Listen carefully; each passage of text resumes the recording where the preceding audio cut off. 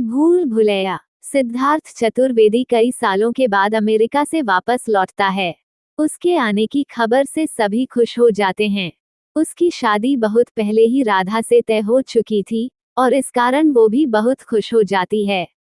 लेकिन जब सिद्धार्थ आता है तो परिवार वालों को पता चलता है कि उसकी शादी अवनी से हो चुकी है। इस खबर से राधा का दिल टूट जाता है और परिवार वाले भी दुखी हो जाते हैं।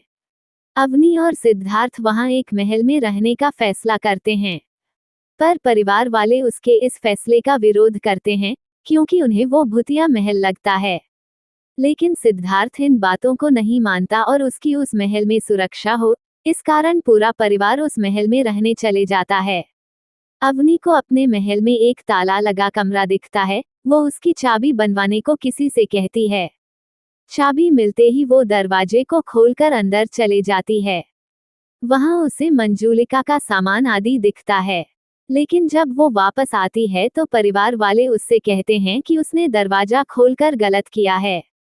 उसके दरवाजा खोजने से शैतानी आत्मा अब उन सबको नहीं छोड़ेगी। इसके बाद से अचानक महल में कई अजीब घटनाएं होने लगती हैं। सिद्धार्थ को लगता है कि राधा मानसिक रूप से ठीक नहीं है और वो अमेरिका में अपने दोस्त आदित्य को फोन कर बुला लेता है। जब घर वालों को पता चलता है कि आदित्य दिमाग का डॉक्टर है और राधा को ठीक करने के लिए सिद्धार्थ ने बुलाया है तो वे लोग उससे कहते हैं कि राधा बीमार नहीं है। एक दिन अचानक आदित्य को दिखता है कि रसोई घर में गैस स्टोव के आसपास और चाय के बर्तन में जहर छिड़का हुआ था और पास में ही जहर की बोतल भी थी। उसे पता चलता है कि सिद्धार्थ उस चाय को पीने वाला है और वो दौड़कर उसके चाय के कप को गिरा देता है और चाय बनाने वाले के ऊपर जहर देने का आरोप लगता है। उसे पता चलता है कि चाय और किसी ने नहीं बल्कि राधा ने ही बनाया है। वो उसे मानसिक रोगी बताकर कमरे में बंद कर देता है। नंदिनी और शरद के शादी के दिन शरद के कपड़े पर अवनी खाना गिरा देती है और उसे साफ करने के बहाने से उसे दूर ले जाती है।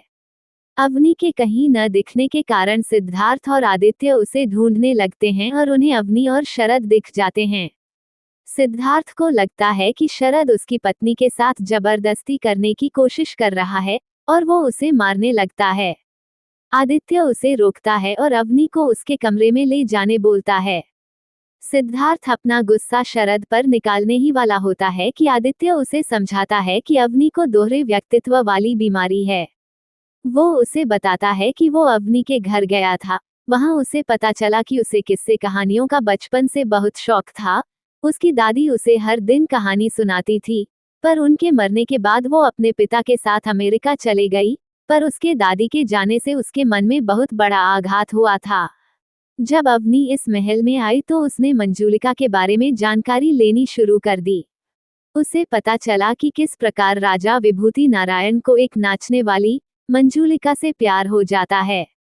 लेकिन मंजूलिका अपने साथ नाचने वाले शशिधर से प्यार करती है। जब राजा को उन दोनों के प्यार के बारे में पता चलता है तो दुर्गाष्टमी के दिन वो शशिधर को मंजूलिका के सामने ही मार देता है और उसे कमरे में बंद कर देता है। राजा से शादी करने से पहले ही वो फांसी में लटक कर अपनी जान दे देती है और ये भी वादा करती है कि वो महल में किसी भी राजा को नहीं छोड़ेगी।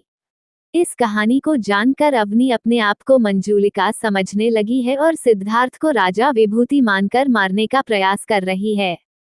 उसे लगता है कि शरद ही उसका शशिधर है। इस कारण उसने नंदिनी और शरद की शादी तोड़ने के लिए शरद को बाहर बुलाया था और ऐसा दिखाने की कोशिश कर रही थी कि शरद उसके साथ जबरदस्ती कर रहा है। सिद्धार्थ उस पर पूरी तरह भरोसा नहीं कर पाता है और उसे भरोसा हो, इस कारण वो सिद्धार्थ को बोलता है कि वो अवनी से उकसाने की कोशिश करे।